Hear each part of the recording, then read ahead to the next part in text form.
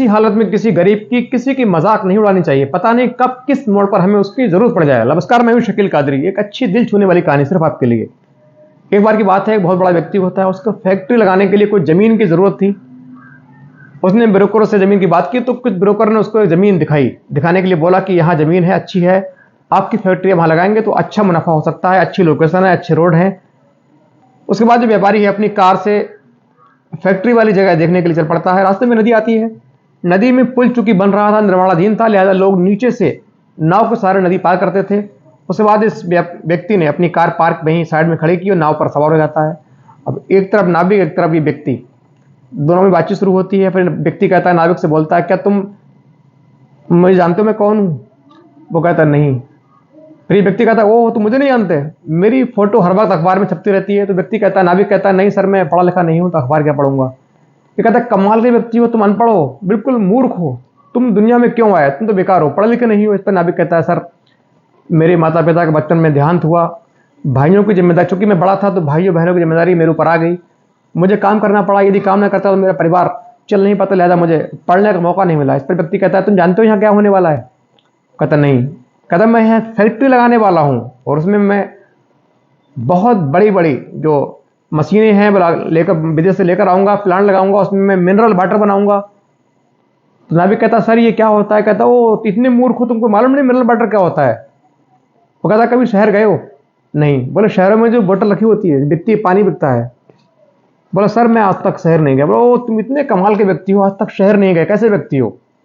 उसके बाद जो व्यक्ति है वो कहता सर बाबूजी मैं आज तक शहर नहीं गया, मुझे जिम्मेदारियां इतनी है, मुझे इतना काम है, दिन भर नाविक मैं लोगों को ये नदी पार कराता हूँ, शाम को देर रात तक घर पहुँचता हूँ, जो पैसे मिलते हैं उससे परिवार का जो उसका गुजारा होता है, लोगों घर के लिए अपना दाना पानी लेकर जाता हूँ। शहर जाने का वक्त नहीं मिलता, हमारे छोटे छोटे भाई हैं, और चूंकि मेरी अब शादी हो चुकी है, मेरे बच्चे भी हैं, पत्नी है, उनके लिए करने वाला मेरे सब कोई और नहीं है, लिहाजा मुझे इतना वक्त नहीं मिलता कि शहर जा पाऊँ।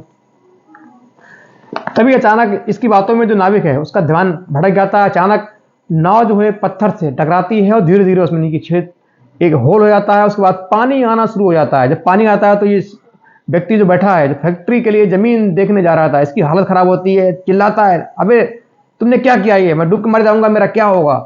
धीरे धीरे पानी जो है बढ़ रहा था। अब नाव में काफी हद तक पानी भर चुका था। उसके बाद जो व्यक्ति है जो कूदने की कोशिश करता, तभी नाविक पकड़ लेता है, कहता नहीं, यदि आप कूदे तो डूब सकते हो। उसके बाद ही कहता है, क्या तुम्हें तैरना आता है?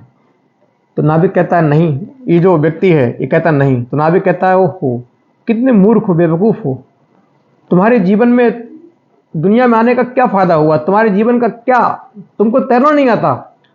उसके बाद इस व्यक्ति को नाविक की शब्द हैं इसका दिमाग खोल देते हैं, इसको अपनी गलती का पछतावा होता है।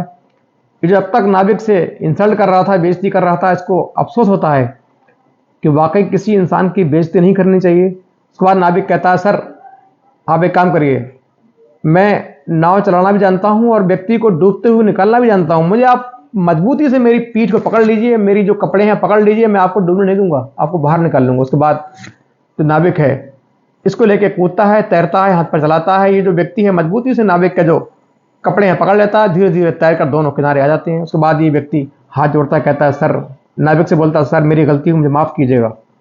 दोस्तों कहानी बहुत छोटी है लेकिन सार बहुत बड़ा। कभी किसी वक्त बात पर भी, किसी वक्त में भी हमें किसी गरीब की, किसी व्यक्ति की मजाक नहीं उड़ानी चाहिए। मालूम नहीं किस वक्त हमारा ऐसा आए कि हमें उस व्यक्ति की जरूरत पड़ जाए।